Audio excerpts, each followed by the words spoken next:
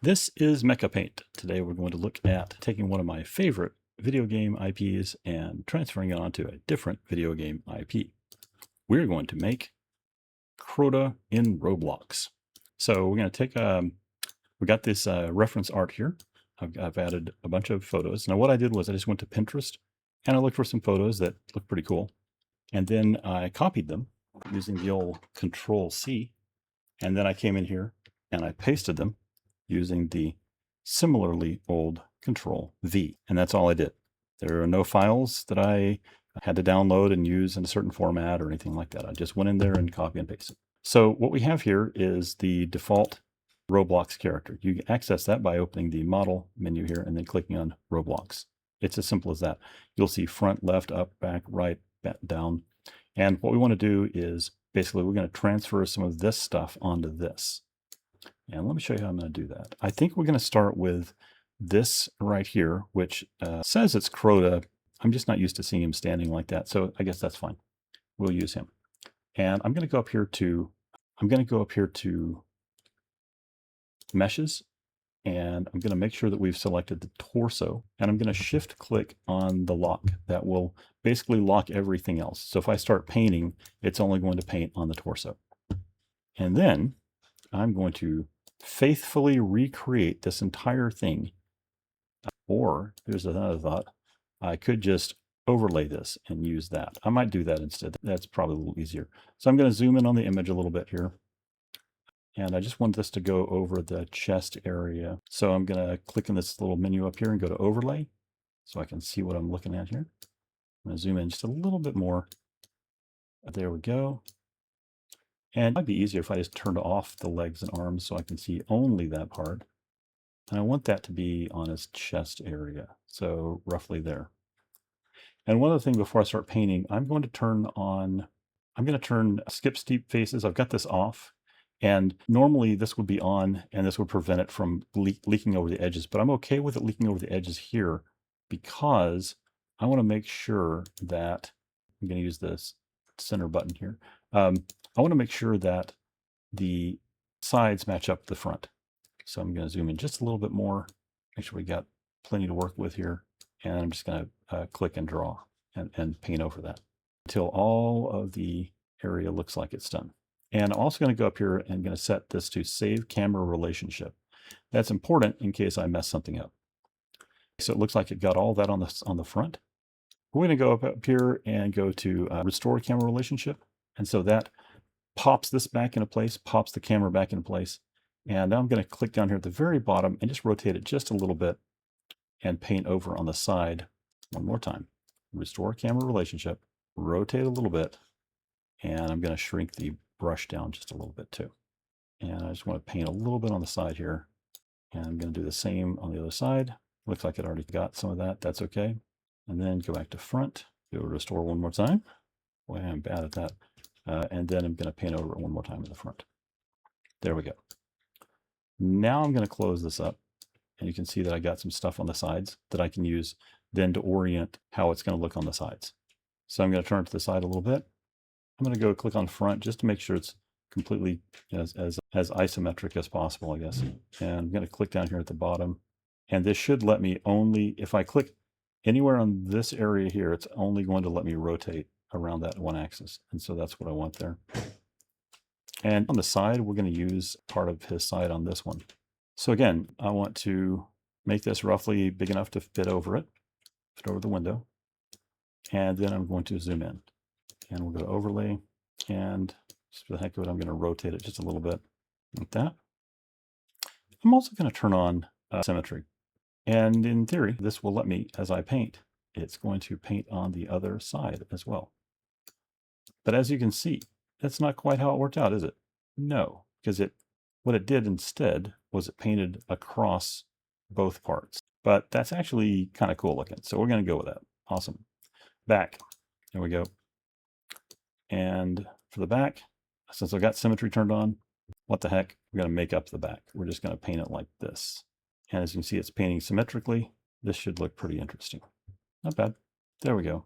There's our weird little boss body. So we're going to go to the top and I'm going to take this, I'm going to flip this vertically and then move it up just like this.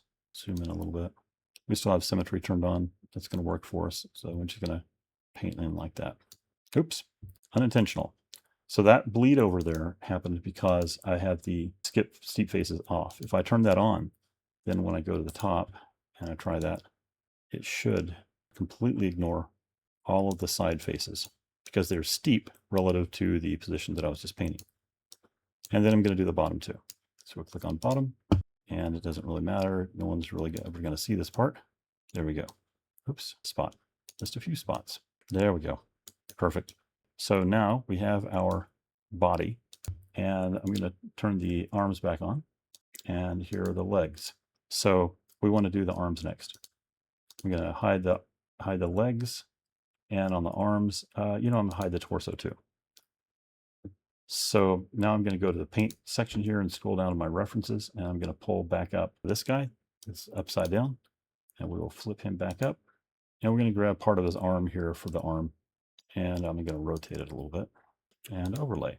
Again, I'm going to set it, I've got it set up here to use symmetry. So when I do this, hang on, meshes, unlock. These were locked. I need to unlock those. Now I'm going to, and then I need to click on the one that I want to paint on. There we go. And skip steep faces. Again, since I'm at an angle, I have this set, so I'm going to turn it back off again. And now we should have no problem painting that. And we're going to do the opposite internal here. And we'll do a little across the top. Oops. On the top, we're going to turn the skip steep faces back on and do that one more time. And we'll do the bottom as well. And now we have perfectly symmetrical arms. I know they don't look like arms. They don't look fantastic, but this is, let's see if we can do something about that real quick. Actually, it's a little lame. All right, we're going to pull that back up. At the very least, we need to have some delineation showing that this is his hand. So we're going to do this. The hand is roughly here at the bottom. I'm going to put this over here so I can see where the other hand was, like that. And then I'm going to come back over here and finish it off here. Oops, not like that. Doesn't look like much, but it is technically part of the hand, so that's good. All right, so this is for demonstration purposes, and if I spend a whole lot of time doing this, you will get bored. So now I'm going to go down to the legs and do the same thing. So here we got our legs. We want some legs and want to make them look like legs. So I'm going to go to my references again. We'll use this one this time. There we go. Make sure the locks are turned off, and then we're going to do a leg. And we're going to do the same leg on the side. And we're going to do the same leg on the back or the front. And then we'll do the same on the left. Since we're doing these head on, I'm going to turn the skip steep faces back on. I just noticed that it did paint onto the left arm. There. We need to make sure that's off, and it is. Go do this one again. There we go. Now that smudging there happened because I had that turned off earlier. And it's back on, so we're going to do this one more time. Now, you may look at this and say, well, but that color doesn't really match the other one. We need to do the inside of the leg, don't we? Yes, we do. So we'll do that real quick and do the other leg. Now, what I was saying was you may think that doesn't match this color, and you'd be right. And so we're going to fix that now. And the way we're going to fix that is we're going to go to the layer that we have this on, and we're going to go to adjust color. We've selected the left leg, and we're doing an adjust color. I'm going to go from and click on this, and then to, I'm going to click on this. So if you noticed here at the bottom, these legs don't match the color exactly of the upper ones, and we're going to try to match that. So what I'm going to do is go to meshes, and I'm going to first make sure that all of the other body parts are locked. And then I'm going to click on the left leg and go down here to paint. And I'm going to go from here, adjust color. And this is really cool. If you wanted to, you could play with saturation and hue and everything else and try to get that to perfectly match up. It might take you a little while, but it might be worth it. Who knows? Or you could do this. You can click on this from, and we're going to click on a dark part here and click on pick and the color of the dark part we want over here. And it will perfectly match the colors. The problem is that we also got these grays in here, but we can get rid of the grays. So that's pretty good. I'm going to now pick a color out of here that I am good with being the gray. And I'm just going to go in and turn on, make sure symmetry's on and just wipe out part of that. In fact, I'm going to do it here on the side like this. Now, if you see it briefly flash to a different color, that's actually a thing to let you know that it is now selecting the other mesh. So if you're working on one mesh and you see a different mesh flash, that's because you accidentally selected the other mesh. So that blue flash there showed me that I was now selecting a different mesh than I had selected before. And there we go. Now we have our Crota with his little feet, and it's in a Roblox. So now here's the cool part. If I go to texture and I go down here to Roblox, now you'll notice you can switch between these different textures and you're going to see different parts of the body. But if I go down here to Roblox and I click this export button here, it says export the painted avatar as a Roblox shirt, pants, t-shirt, PNG. And then as a last step, we want to go down here to texture and we're going to select one of these. Now, as you can see, the textures are going to be for different parts of the body, but when you export it, MechaPaint will assemble the correct textures for what you need. So if we say we want shirt, it's going to grab just the correct ones for the shirt, and it's going to export those. So we're just going to dump these straight on the desktop here. We're going to call this Roblox shirt Crota. And then we're going to do the same thing for pants. We'll just click it again, do pants, and Roblox pants Crota, and we are done.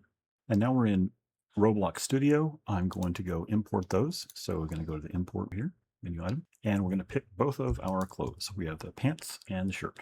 And you'll see that it's added them to your queue down here at the bottom. So click on import. And once it imports them, what you're going to do is right click on one of them and get the asset ID, copy asset ID. We got that off the shirt. And so we're going to go up here to clothing. You can see the little icon for the shirt. And right in here in shirt template, we're just going to paste that and then we're going to hit return. And now we're going to go here to pants. We're going to copy again, copy the asset ID, and we'll go up here to pants and we'll paste that in. And that's all it takes. And so now we have our clothes in Roblox Studio. Ta-da! That's all it takes. That's how easy it is to make clothes and for Roblox using MechaPaint. So one more thing before I leave, that is down here, there's a little button in the UI. If you grab a copy of this and you're playing with it and you have a suggestion, or if you want to complain about something or just feel like sending me a message, you can do that right here. Click on this button and it will take a screenshot of what you're working on, and then it'll say describe what happened, and you can just basically type in here, hey, blah, and then you hit send anonymously. If you want me to contact you back, put your email address in here. Otherwise, just click this and it'll send it anonymously and it gets added to my bug tracker, and I will go fix whatever problem you've reported, or at the very least, read any message you send me. Thanks, and have a great day.